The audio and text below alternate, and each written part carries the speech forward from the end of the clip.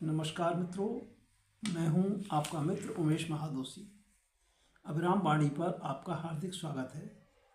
समकालीन लघु कथा की विकास यात्रा में योगदान के क्रम में प्रस्तुत है लघु कथाओं की श्रृंखला मुहावरों से सज्जित लघु कथाएं।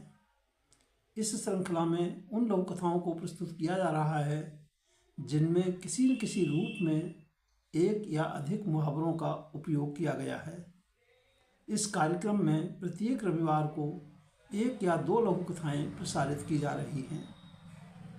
नई पीढ़ी की लघु कथाएं कार्यक्रम के स्थान पर मुहावरों से सज्जित लघु कथाएं कार्यक्रम अगली सूचना तक जारी रहेगा।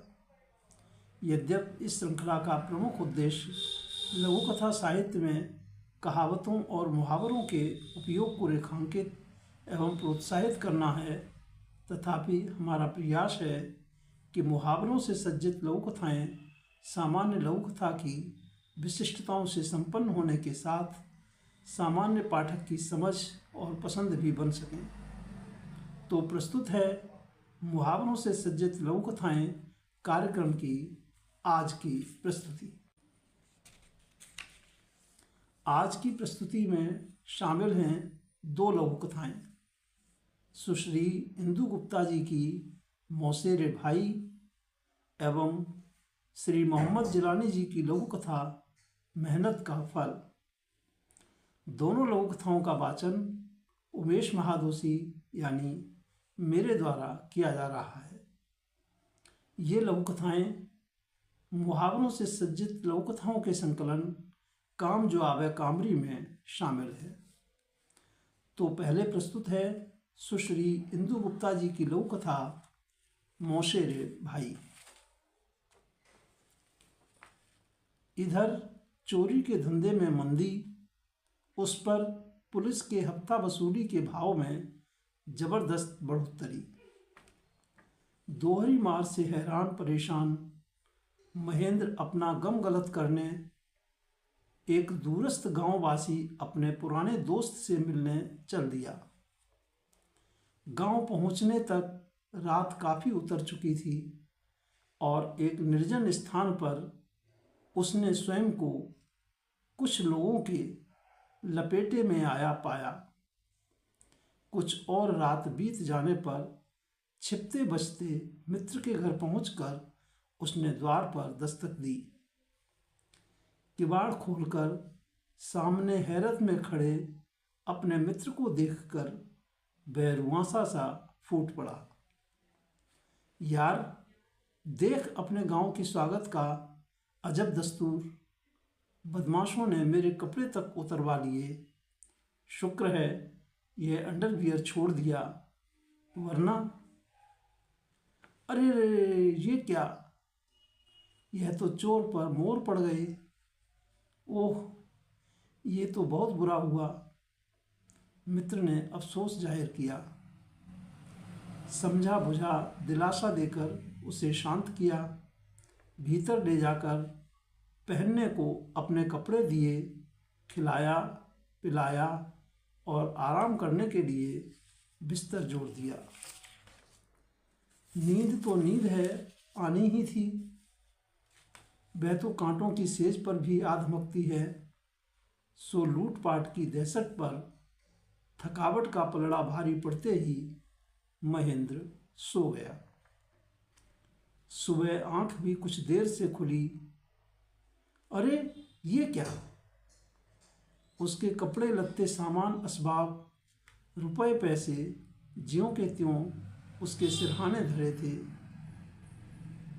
अरे वाह यार, क्या बात है मौसेरे भाई, तू तो असल में एक नंबर निकला, कहकर वह झट बिस्तर से उठकर सामने खड़े अपने मित्र के गले से लिपट गया। यह थी सुश्री इंदु गुप्ता जी की लघु कथा मौसेरे भाई। और अब प्रस्तुत है श्री मोहम्मद जिलानी जी की लघु कथा मेहनत का फल। बाजू हटो, कलेक्टर साहब आ रहे हैं। चपरासी की बात सुनकर मिलने वाले एक ओर हट गए। कलेक्टर साहब ने आते आते एक वृद्ध व्यक्ति की ओर देखा और अंदर चले गए। बीके शर्मा कौन हैं? आपको साहब ने बुलाया है। शर्मा जी को स्कूल के शिक्षक की नौकरी से रिटायर हुए 15 साल हो चुके थे।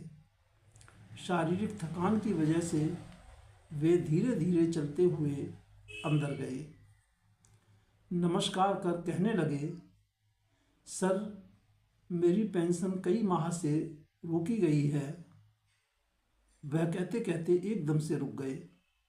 उन्हें ऐसे लगा जैसे किसी ने उनके पैर स्पर्श किए हों। देखा तो कलेक्टर साहब सामने खड़े थे।